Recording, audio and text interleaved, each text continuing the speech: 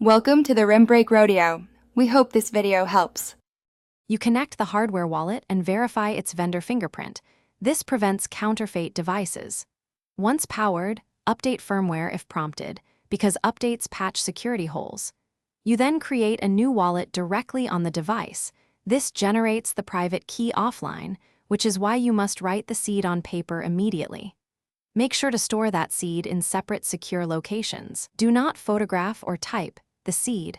Hardware security relies on offline key generation to keep funds safe.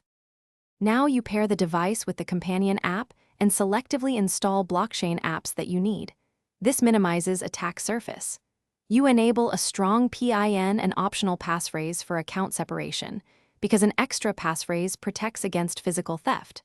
Once accounts are added, receive a small test transaction to confirm address derivation.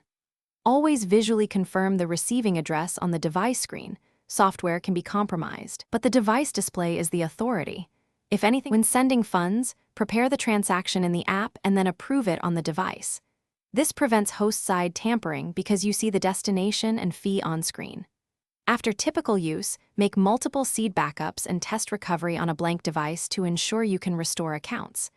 If the wallet becomes unresponsive, try a known good cable, alternate USB port, or recovery mode per vendor guide. If still failing, use your seed on a new hardware unit to regain access immediately.